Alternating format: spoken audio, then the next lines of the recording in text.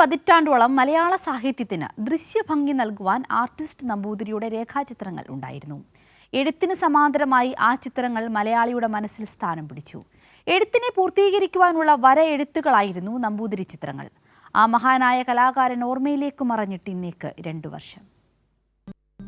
Artist എന്ന പദത്തോടൊപ്പം മലയാളികൾ ചേർത്തുവെച്ച പേരാണ് നമ്പൂതിരി. സാഹിത്യവായനയെ ദൃശ്യാനുഭവത്തിന്റെ പുതിയ തലങ്ങളിലേക്ക് ഉയർത്താൻ ആ കലാകാരനായി തകഴി, ഉറൂബ്, MD, BKN തുടങ്ങി നിരവധി മഹാപ്രതിഭകളുടെ സൃഷ്ടികൾക്കായി ഒരുക്കിയ ചിത്രങ്ങൾ നമ്പൂതിരിയെ ജനപ്രിയനാക്കി. അധികാരം എന്ന നോവലിന്റെ ആമുഖത്തിൽ BKN എഴുതി വരയുടെ പരമശിവനായ വാസുദേവൻ നമ്പൂതിരി വരച്ച ചിത്രങ്ങൾക്കുള്ള അടിക്കുറിപ്പാണ് ഈ പുസ്തകം. ഈ വാക്കുകൾ തന്നെ മതിയാകും നമ്പൂതിരി എന്ന കലാകാരന്റെ മഹത്വം മനസ്സിലാക്കാൻ. രേഖാചിത്രങ്ങളിലൂടെയും ശില്പങ്ങളിലൂടെയും പുതിയ ഒരു കലാബോധമാണ് നമ്പൂതിരി മലയാളികൾക്ക് നൽകിയത്. MTയുടെ ഭീമനും ദ്രൗപദിയും നമ്പൂതിരി ചിത്രങ്ങൾക്കൊപ്പമാണ് മലയാളി ആസ്വദിച്ചത്.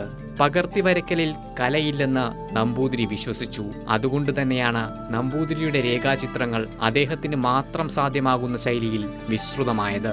മനസ്സിൽ കണ്ട കഥകളി രൂപങ്ങളും കൂടിയാട്ടവും തുള്ളലുമൊക്കെയാണ് നമ്പൂതിരി വരച്ചത്.